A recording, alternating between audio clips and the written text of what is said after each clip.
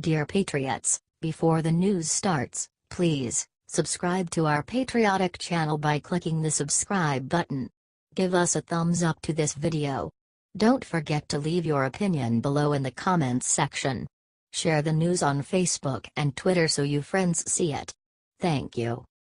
Trump just turned and said one thing to Harvey relief effort organizers that will fill every American with pride.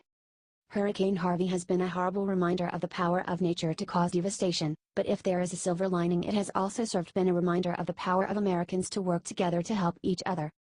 President Trump said exactly this when he invited representatives from the Red Cross, Salvation Army, and Southern Baptist disaster relief organizations to thank them for their tireless efforts to help those in need.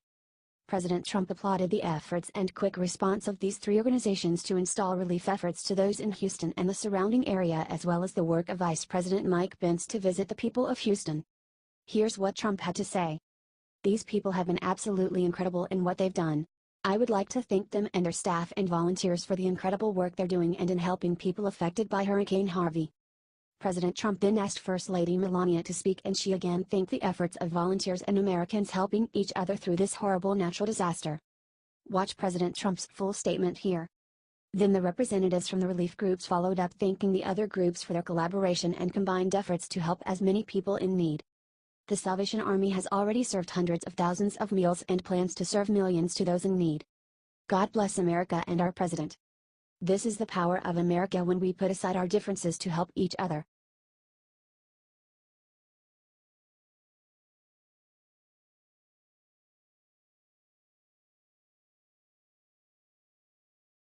Benghazi Nightmare. This judge just gave Hillary Clinton some very bad news. Judge James E. Boasberg is on the attack. He wants the details of Hillary's email investigation to finally get seen by the public.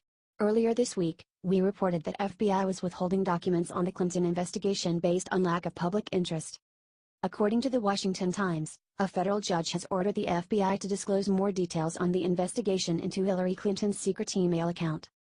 After reviewing the document in camera, the court concludes that it largely rehashes information already made public, thus obviating any need for secrecy, the judge said. Judicial Watch has been suing the government for more info on Clinton's emails. Here is what Tom Fitton from Judicial Watch says about it. After reviewing the document in camera, the court concludes that it largely rehashes information already made public, thus obviating any need for secrecy, the judge said. Tom Fitton from Judicial Watch released a statement about this ruling. "We're happy with the ruling, but it is unbelievable we're being opposed by Trump appointees in the State and Justice Departments on the Clinton email issue. President Trump ought to be outraged his appointees are protecting Hillary Clinton. The State Department should initiate action with the Justice Department, and both agencies should finally take the necessary steps to recover all the government emails Hillary Clinton unlawfully removed. It's time that the emails finally come out. The public deserves to know the truth. Get this out there, patriots. Don't back down in the face of this evil."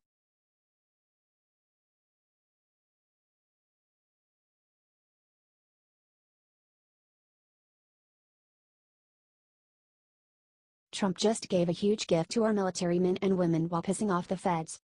Under President Trump's budget proposal, our military men and women, who give so much of themselves to preserve our freedom, are getting a raise. And that raise will not be affected by the cut the president will give to federal employees. Civilian federal employees were expecting to get a raise, too, of 1.9%. This would have been an automatic raise, and include an additional cost of living raise. But Trump has determined that is not appropriate. They will still get a raise, just not as much as anticipated. Trump explained in a letter to Paul Ryan and Mike Pence, that he has authority to change federal salaries in times of national emergency or serious economic conditions affecting the general welfare. He also said that the automatic raise that would have happened would not leave enough money in the federal budget to maintain support for key federal priorities such as those that advance the safety and security of the American people.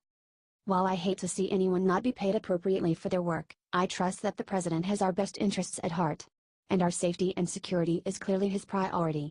I'm very happy about how he also prioritizes our servicemen and women and their families. They sacrifice so much for our freedom, they deserve our respect and pay." Trump wrote, "I strongly support our men and women in uniform, who are the greatest fighting force in the world and the guardians of American freedom. If you agree, please say thank you to them by sharing this everywhere." The Daily Mail.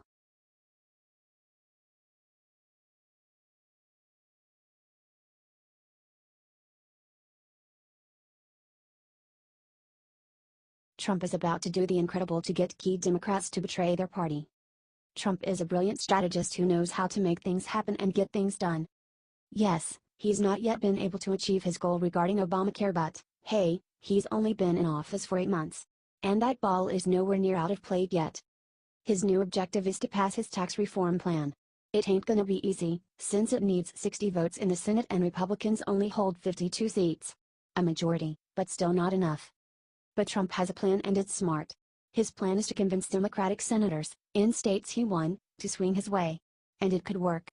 He knows that the people of the states he won, obviously, like him. They voted for him, didn't they? For example, he's headed to North Dakota next week, to hold a tax reform event in the state of Democratic Senator Heidi Heitkamp. Heitkamp happens to be up for re-election next year. See where this is going? Our smart POTUS is also setting his sights on swinging Joe Donnelly of Indiana and Joe Manchin of West Virginia, also Democrats. These congressmen and women have their jobs to worry about, see?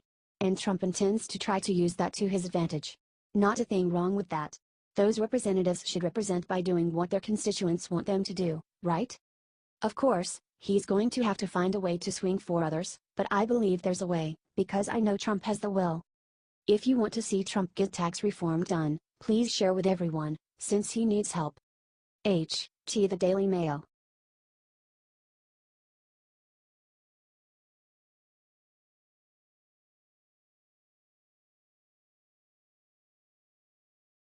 Maxine Waters just caved. Look what she said about her working with North Korea. Maxine Waters has the brains of a bag of rocks. She is now pushing our negotiations with North Korea to, as she said, give them what they want. Nobody has told her that Kim Jong-un wants the absolute destruction of the United States, says MRC TV. Based on what she said to TMZ, Waters is totally happy with North Korea telling the US what to do. The United States State Department must be stacked up to deal in diplomacy, Waters said. I want us to be very careful, very alert to what is happening and to avoid war, Maxine repeated. Maxine Waters does not appear to be working for the American people. She seems very averse to protecting the American people. Do you think Maxine Waters is a menace to society? Here is what she said about Trump. This is something that we should be very concerned about, but this is not the time to go bluffing and threatening. This is a time for a diplomacy, Waters said. Share this if you are tired of politicians bending over North Korea. We have had years and years of this and nothing has gotten done. Get this out there. Expose Maxine Waters for the yellow-bellied politician that she is. Come on, get this failure of a politician voted out of office.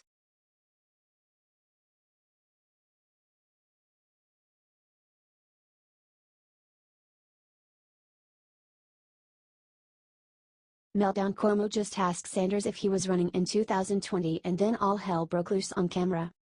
Senator Bernie Sanders has always had a history of impassioned speeches, but the tirade he let fly on CNN's Chris Cuomo was shocking to say the least. Cuomo simply suggested that people want Sanders to run for president in 2020. Are you the messenger for this message? Cuomo asked Sanders about his book on Thursday night. But Sanders wasn't having any of it, immediately firing back with some heated words. The media never ever gives up, and instead of focusing on real issues they keep talking about never-ending campaigns. Sanders continued to slam Cuomo for constantly asking him who will run in 2020, but Cuomo surprisingly snapped back, yeah, because I've never liked the answer. It matters who runs. The problem with this logic is that no one will be running for a long time, and endless inquiries as to who the next president will be only distracts from the achievements of our current commander-in-chief. It's time to focus on the issues that are plaguing this country, and we already have an administration that is more than equipped to handle the job. As it turns out, Sanders agrees. Chris, of course it matters who runs, but we don't need to have never-ending elections. We just had an election 6 months ago, it never ends, Sanders yelled. People are sick and tired of it. People want me to go back to Washington to deal with climate change, to deal with health care, to deal with education, to deal with the issues that impact their lives. Of course, the biggest part of this problem is the incessant media working relentlessly to hold up the White House. If Bernie Sanders is starting to complain about the media, maybe the rest of the country will finally catch wind of what's really going on behind closed doors. CNN especially has proven themselves to be untrustworthy, and now they're already focusing coverage on something nearly 4 years away. If you're sick and tired of the leftist media's never-ending games, share this video before it goes viral. Sources: dailycaller.com.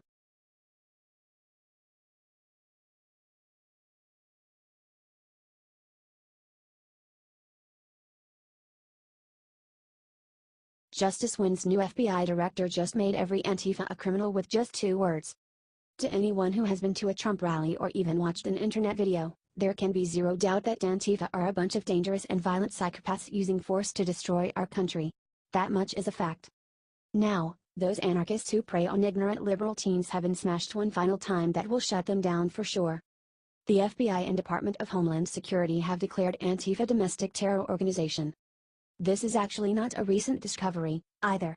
It turns out the FBI and DHS determined back in 2016 that Antifa was a terror organization and began warning states back then of the danger they posed.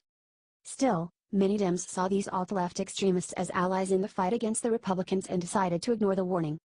Thanks to the label, however, the new FBI Director Christopher Wray is working overtime to put all the known Antifa on the terror watch list to prevent them from creating WMDs and traveling overseas to get anarchy training in Greece and Italy. So now the ball is in the Democrat court. They were so ready to say Trump was wrong to call Antifa violent and dangerous. It turns out the FBI agreed with Trump even back then. Help share this major report everywhere and put Antifa away once and for all.